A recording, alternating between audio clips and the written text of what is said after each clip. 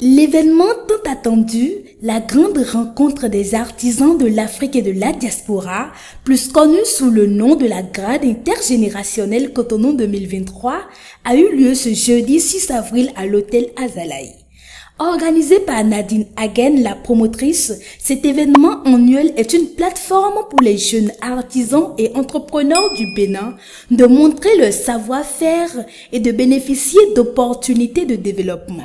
J'ai envie de dire un merci particulier à ce pays qui m'a reçu depuis l'année 2021 où j'ai eu ce grand rêve d'organiser la grande rencontre des artisans d'Afrique et de la diaspora. J'ai envie de parler ce matin d'une institution, d'un ministère, le ministère de Petites et Moyennes Entreprises, qui, au travers du Fonds de développement, a décidé de devenir et de rester le partenaire de la Grade intergénérationnelle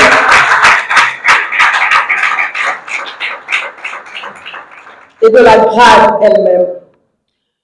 Je viens aujourd'hui, au nom de la Grade, dire merci au ministre de Petites et Moyennes Entreprises, au Fonds de développement, à la Chambre des métiers, à la Chambre de commerce, Madame Tarema, Monsieur Adam, merci à vous. Le ministère des Petites et Moyennes Entreprises et de la promotion de l'emploi, à travers le Fonds de développement de l'artisanat, est très honoré d'avoir été associé à cette édition intergénérationnelle de la Grade.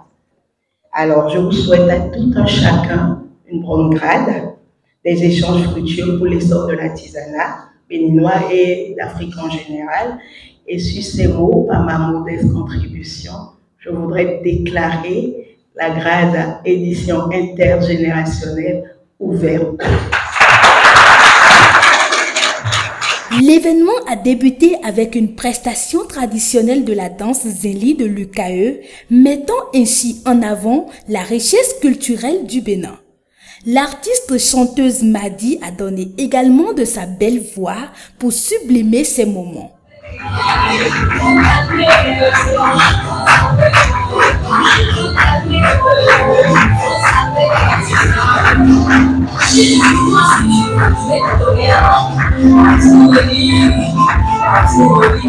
Suite à ces prestations, est venue la coupure de ruban qui a lancé la foire des produits Made in Bénin, où les visiteurs ont eu l'opportunité de découvrir des produits de qualité supérieure provenant d'une cinquantaine d'exposants locaux.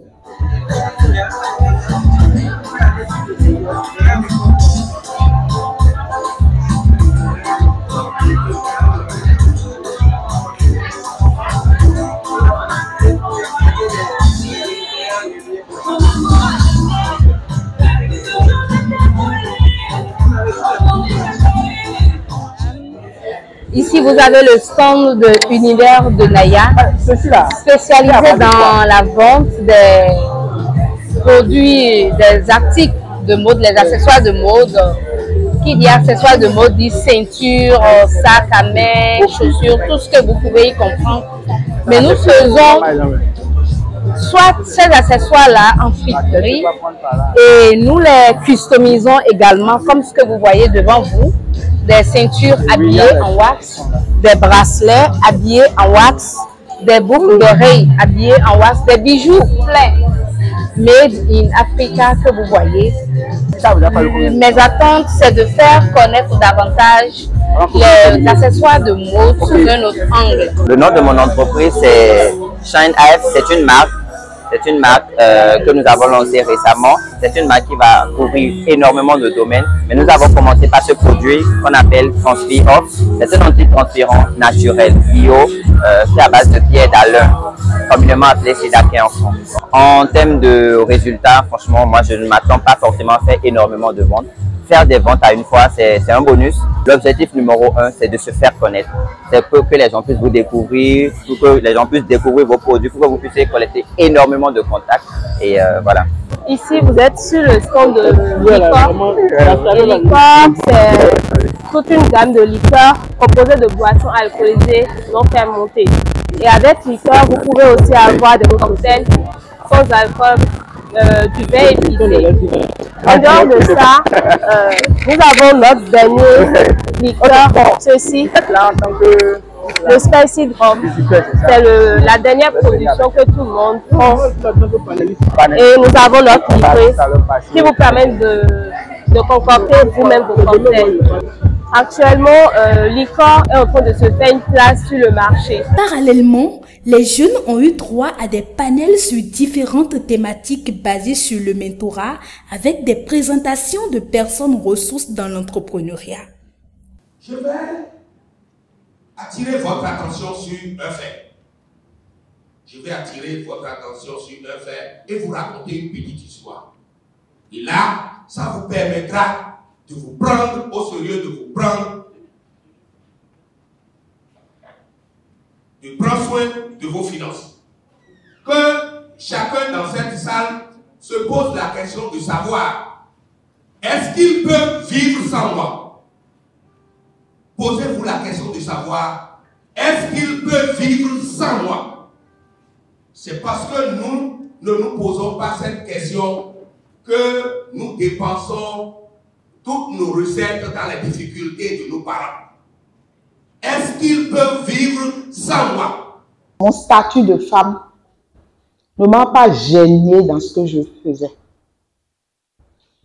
Et je ne me suis pas non plus mise dans la tête que je suis femme et c'est pour ça que je dois avoir des faveurs en tant que femme.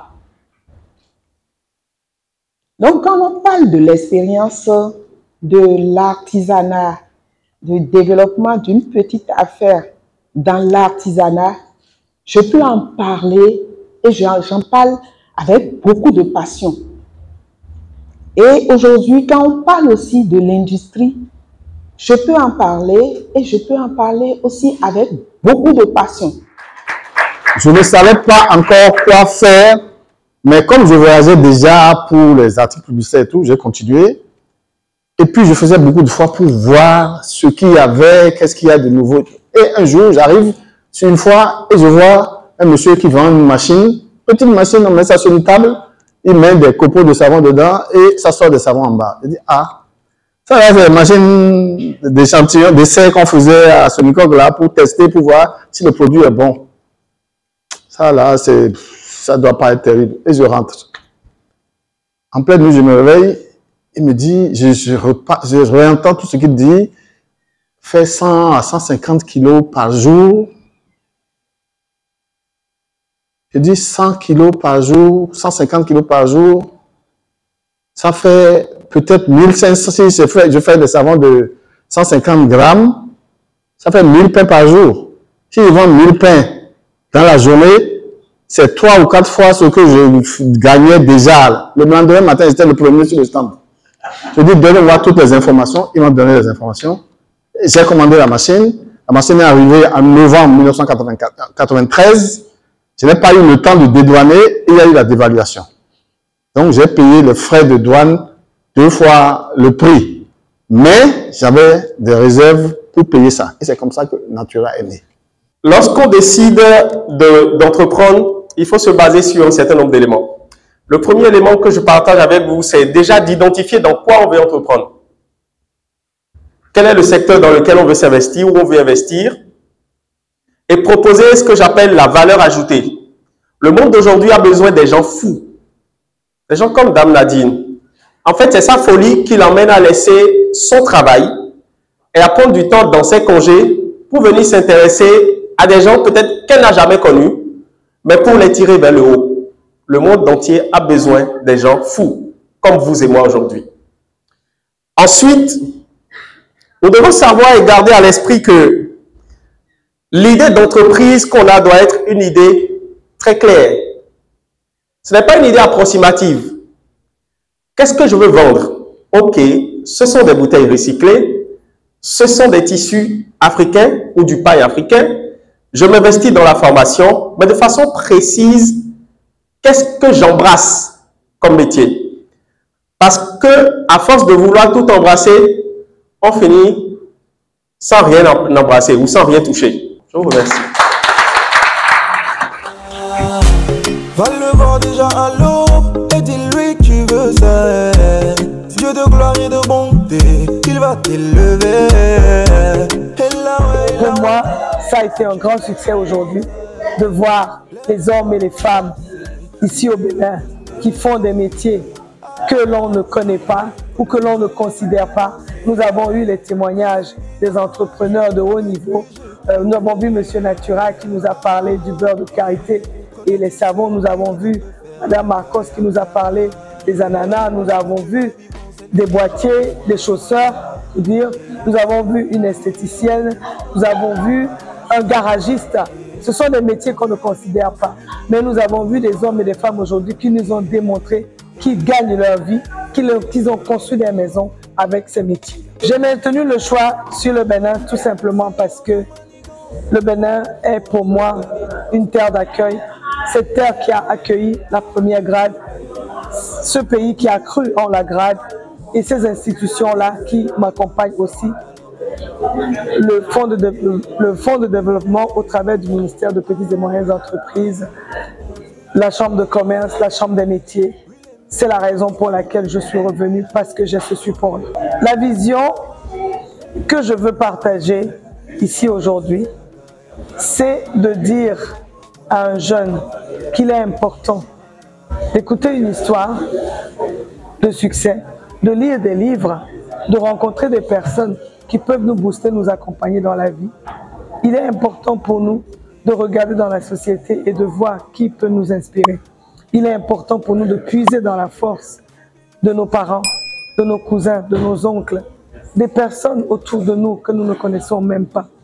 Il est important pour nous, lorsqu'on veut entreprendre ou lorsqu'on veut devenir quelqu'un dans la vie en général, d'avoir quelqu'un qui nous motive, qui nous encourage, qui nous montre le chemin en même temps. La grade intergénérationnelle se poursuit les vendredis 7 et samedi 8 avril 2023, offrant aux jeunes entrepreneurs et artisans du Bénin une occasion unique de développer leurs compétences, de nouer des contacts et de bénéficier d'opportunités de développement. L'événement sera clôturé par une soirée de gala à Azalai Hotel.